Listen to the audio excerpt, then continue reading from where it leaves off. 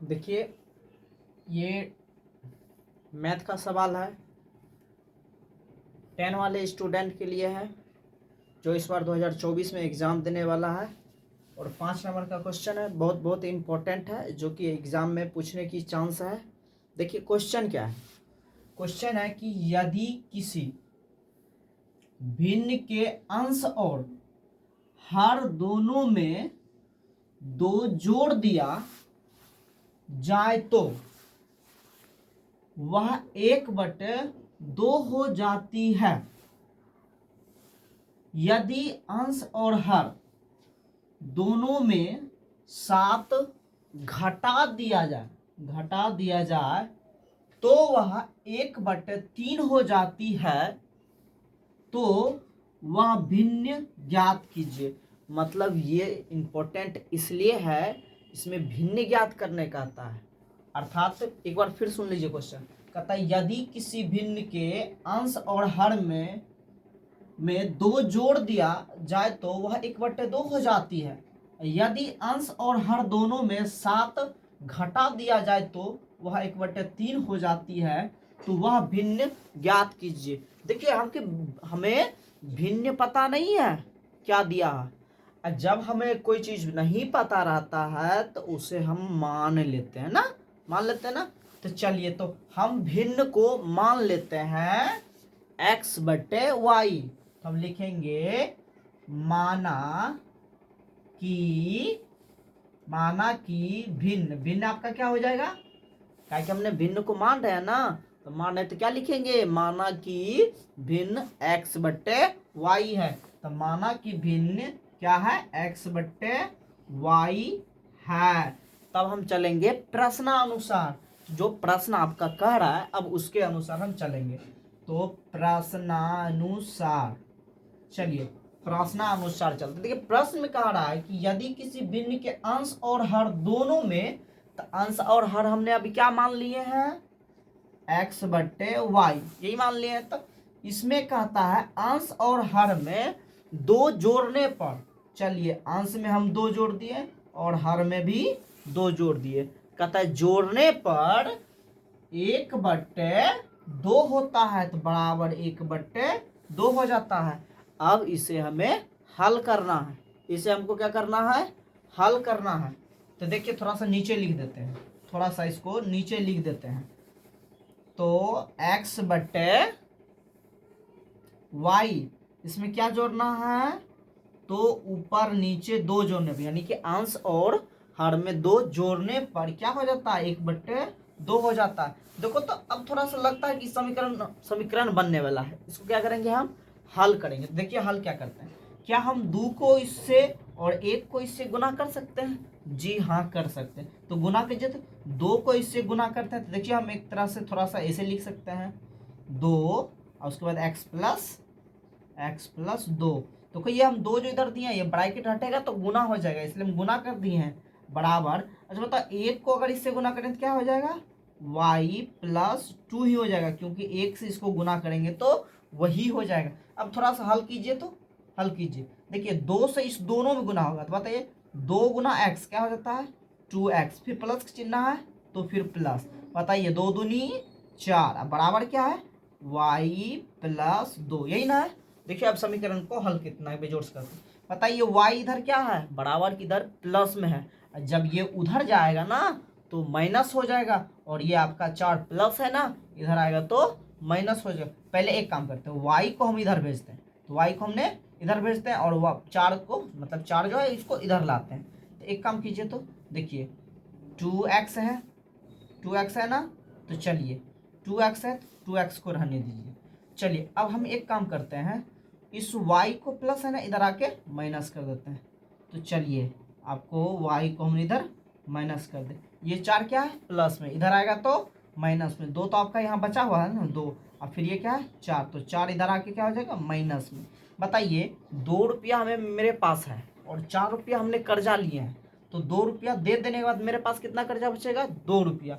तो ये क्या हो जाएगा, 2x - y बराबर -2। ये आपका समीकरण 1 बन गया, हो गया ना। अब देखिए अब आगे क्वेश्चन करता है, यदि अंश और हर दोनों में 7 घटा दिया जाता है। अब देखिए हम पुनः करेंगे, क्या करेंगे, कहता है कि अंश और हर में 7 घटा दिया। बताइए, हम तो मान लिया एक्स और वाई अंश को, तो हम फिर से लिखेंगे एक्स बटे वाई क्या करता है, ऊपर नीचे, यानी अंश और हर में 7 घटा लिया जाता है। तो 7 घटा लेते हैं ऊपर नीचे, और उसके बाद कहता है घटाने के बाद हमको 1/3 आता है, 1/3 आता है। क्या आता है, 1/3। तो 1/3 हो गया ना। अब इसको हम फिर हल करेंगे। देखिए ये 7 इधर आके क्या हो जाएगा, गुना में, ये इधर भी आके गुना में। देखिए कीजिए, तो इसको हम फिर लिख सकते हैं 3 और x माइनस 7। अब फिर देखिए, तो ये x गुना करेंगे तो आपका क्या हो जाएगा, वही हो जाएगा y माइनस 7 हो जाएगा ना। चलिए अब इसको गुना कीजिए, तो 3 गुना 7 कीजिए तो 3x, ठीक है, 3x। अब फिर माइनस है तो माइनस 7×21 बराबर। अब देखिए तो ये जहाँ है वही लिख दीजिए, क्या कि इसका हम x गुना कर दिए हैं तो वही हो गया है। अब फिर देखिए y इधर क्या है, उधर, या y क्या है प्लस में, उधर जाएगा तो माइनस में। तो 3x रहने दीजिए, y को इधर भेज दिए, और 21 इधर क्या है बराबर किधर, प्लस में, तो इधर आके माइनस में। तो y को पहले भेजिए, तो y इधर आके क्या हो गया, माइनस में। अब x इधर क्या है प्लस में, इधर आके माइनस में है, इधर आके क्या हो जाएगा प्लस में। तो -7 पहले से है, 21 माइनस में, इधर आके प्लस में। बताइए 21 रुपया मेरे पास आमदनी है, 7 रुपया क्या कट जाते, 21 में 7 देंगे तो कितना बचेगा, तो बच जाएगा 14। तो 3x माइनस वाई बराबर क्या हो जाएगा, 14। ये समीकरण आपका 2 हो गया। समीकरण ये आपका क्या हो गया, 2। अब समीकरण 2 और 1 में एक देखो, यहाँ अब दोनों देखिए, देखने के बाद हमको देखिए तो समीकरण इसमें भी y माइनस में आ रहा है, इसमें भी y माइनस में आ रहा है। और जब समीकरण युग में हमको 2 निकलता है, युग में 2, अगर समीकरण 2 निकलता है तो मेरे पास 2 सवाल आता है। कौन सा, एक विलोपन विधि और एक प्रतिस्थापन विधि। तो हमको लग रहा है कि यहाँ कि विलोपन विधि होगा। क्यों, क्योंकि y और y आपका मिल रहा है, इसलिए हम इसको क्या कर सकते हैं, विलोपन विधि से इसको हल कर सकते हैं। ठीक है, तो जब करेंगे ना तो हम क्या लिखेंगे, समीकरण 1 में क्या करेंगे, समीकरण 2 को घटा देंगे। क्या करेंगे, समीकरण 2 को घटा देंगे। समीकरण 2 को घटाने